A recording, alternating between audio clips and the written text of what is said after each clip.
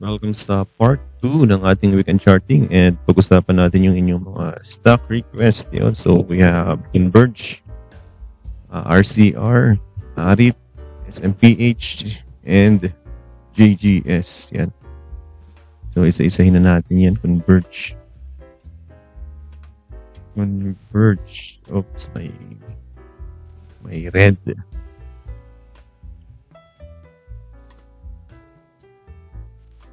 Okay, so ito pala yung pala yung drawing natin dati, no? Cup and handle. Cup and handle. Parang gusto nang lumipad nung handle. Yan. Okay din, ha? Kaya lang bumabalik. No, ayun, no? Nag-breakout na, bumalik pa. Tapos, another attempt, bumalik ulit. So, let's see. Okay. Makakaakyat pa ng isa. O baka may chance naman. O, bigyan natin ng chance. Meron ba? May volume naman siya dito. Hindi masabi, no? Baka distribution, eh. Kasi wala naman siya sa ilalim. Ilalim mula dito. Pero mula 2023, 24, 25, 2 years na, madaming resistance talaga yan dyan. 20 pesos level. Anyway, chart-wise, bullish. Kailangan lang maka-breakout dyan sa 17. Kaso may kasunod na 18. Okay. Yeah, pero maganda information niya. No? May declared na dividends din. Maliit lang. Earnings. Annual 22. Ngayon is 2.5. 2.4. Baba. 2.9. So, 7 pa lang, no? 7 compared mo sa, pwede na. Pwede niyang ma-hit or ma-surpass to. Check natin sa FA. Converge, year-on-year, 28% up. Okay, so 2024, medyo above estimates. Kaya nga surpass, tama. Pero 2025, parang flattish ang tingin sa kanya, no? So, FA-wise, hindi siya ganun ka-bullish by 2025. Kasi mababa ang estimate. Good naman ang net profit. Okay din ang ROA, debt, goods din, ratio, okay din, current ratio. Okay naman, FA niya. Alang hindi maganda yung for 2025 forecast. PE, cheap yan. Target price is 19. Pwede hanggang dun sa 19. TA lang yun, or FA lang yun. No? Sa TA, iba ang target niya, no? TA ang target ay nasa 27 pa. Yan. Kung TA. Pero kung FA, 19 lang. Kasi nga, hindi maganda yung kanyang estimates for 2025. No? 14% upside lang. Tama.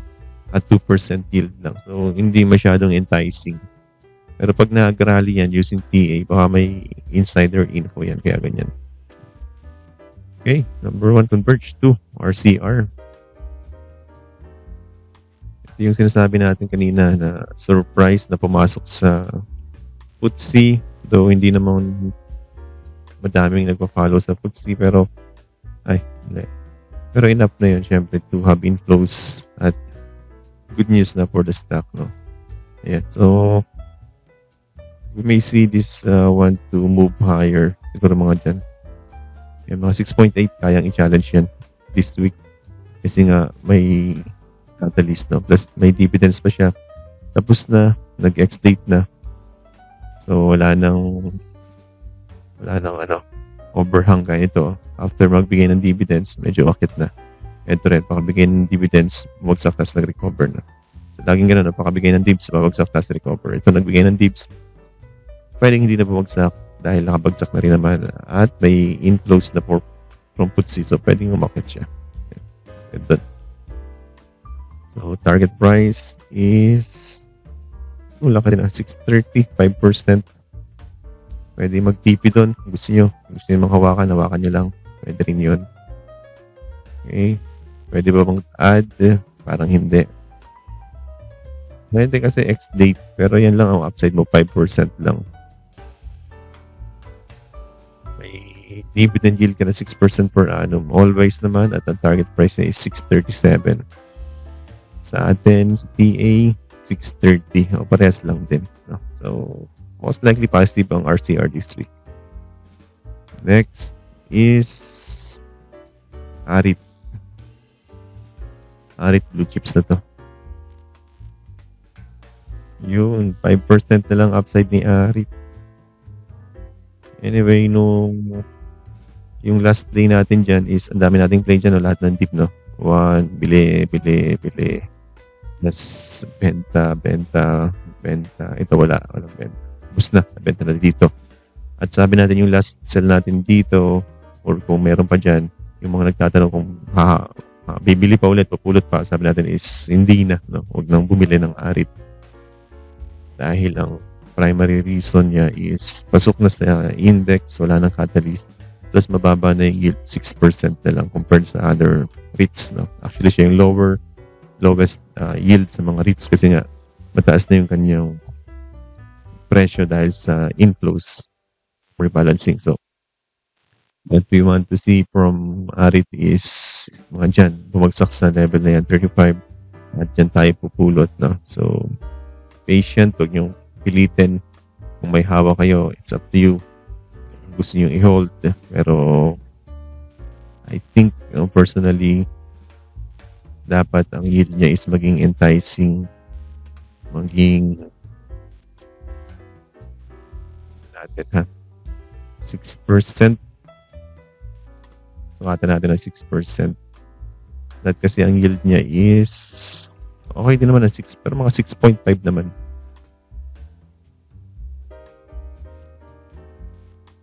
O yan, 6%, no? Hindi.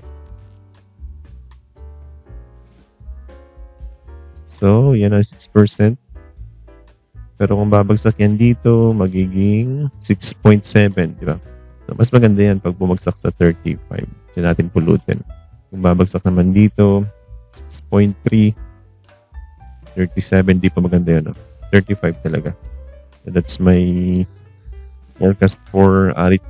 No, I will not touch this one until bumagsak sa 35 level. Okay. Next, SMPH. SMPH. Hindi pala natin nabasa si ARIT, no, sa FA niya. ARIT, 5% upside, 41 target price, 6% yield. Good earnings. Anyway, if you want to learn how to read these figures, including yung mga nasa taas, no? So we invite you to join our FA course. So yan, pinag-uusapan natin yan dyan, FA course.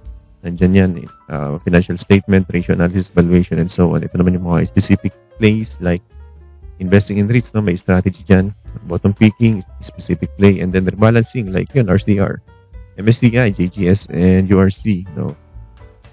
PSE, last time yung ARIT nga. Ayan, di ba? Yan yung mga play natin. Kaya nga, ilang beses nating napaglaruan yan si ARIT, no? Doon, no? Dito pa yan, actually. Dito pa. Yung nakaunang bili. Yan, lahat ng deep. Kasi nga, alam natin kapasok sa rebalancing, kaya nilaro natin, no? Sobrang laki ng kinita natin dyan. So, that's rebalancing play. Tinuturo natin yan paano gawin, paano aralin, at paano kumita, no? So, dito pa lang, bawing-bawing ka na sa tuition mo. Okay? And so on. So, if you want to join our course, makakapasok din kayo sa ating support group, Discord chat, at yung mga play na real-time habang nagtuturo or habang ongoing ang course is nasasakyan din. So, nakakabawi ka agad. In case na may play na sumabay during the course. Okay, so that's FA course. So, pag gusto nyo pumasok or mag-enroll at ma-enjoy ang mga perks, yan ang link para mag-enroll. Or pwede mag-PM. REIT. Next. SMPH. Yun. SMPH, basag yung support. Ayun, may trend going down at hindi pa niya nababasag yung resistance. Nabasag na pala pero bumalik.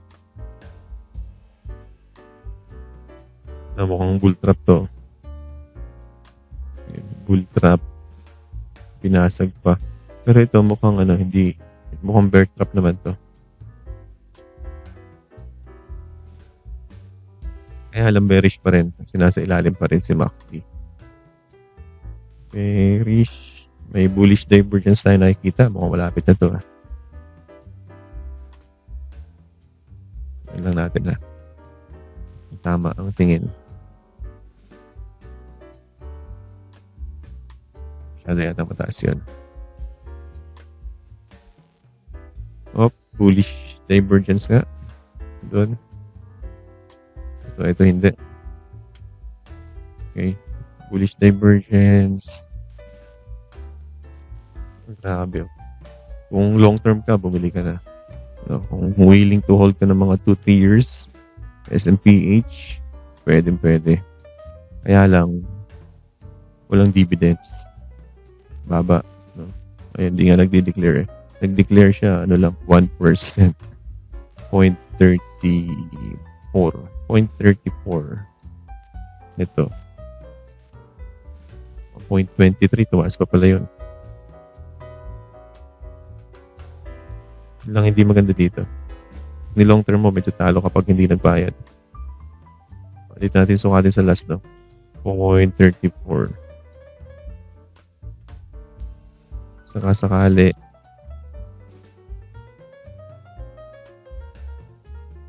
Baba talaga. 1.5% lang yung yield. Pero sobrang cheap. Check natin yan dito. Ayun, PE niya is 15 times. Historical niya is 30. So, -1 STB. Hira natin makita yan kasi premium yan si SMPH. 39%. 39 pesos target price, 65% upside. May 4 buys. Okay na okay yan, wala problema sa FA yan. Talaga lang pangit ang sentiment sa properties, pero sobrang baba na, as in sobrang cheap, at kung magre-recover, yun lang, hindi magre-recover si index pag bagsak to kasi bigat nito Sige, abangan natin ang isa pa dito. Nag-19 yan, all in yan. All in sa long term. Pero hindi sa trading. Ayaw Pero may mga buying na Anyway, watch this nyo lang to. Abangan natin ang magbigay ng reversal signal. Pwede to. Silipin na nga rin natin si Ali.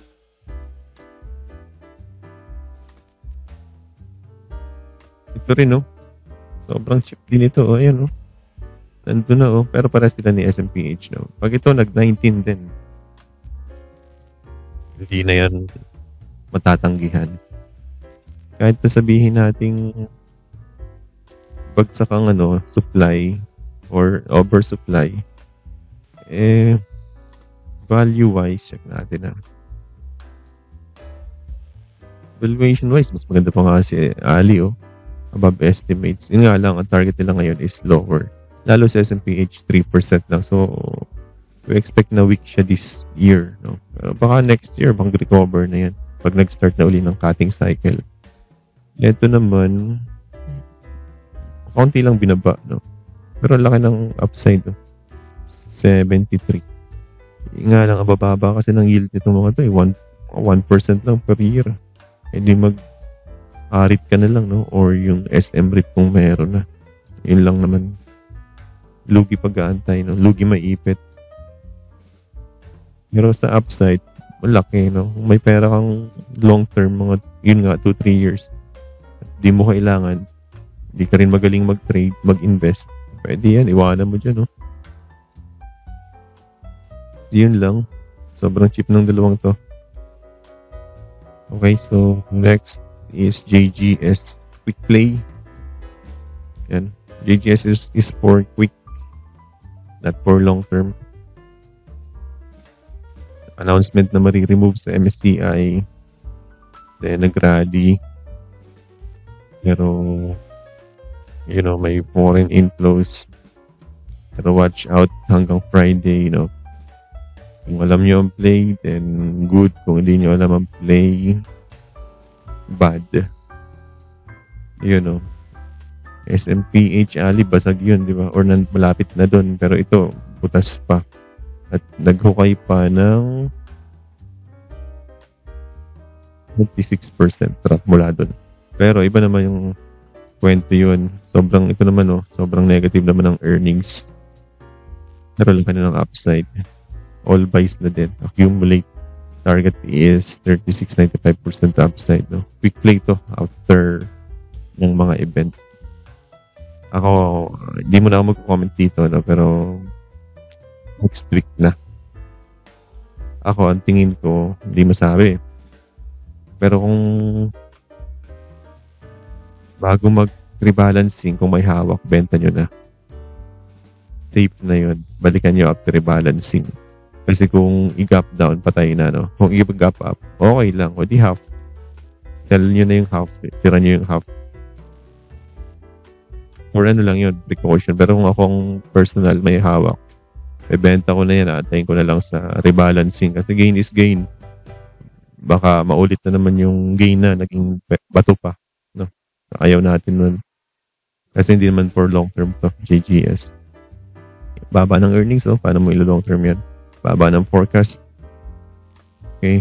Kahit mataas ang ganyan, ang fair value, ayusin muna yung earnings, So, yun lang for this season, for this episode. We're done mo.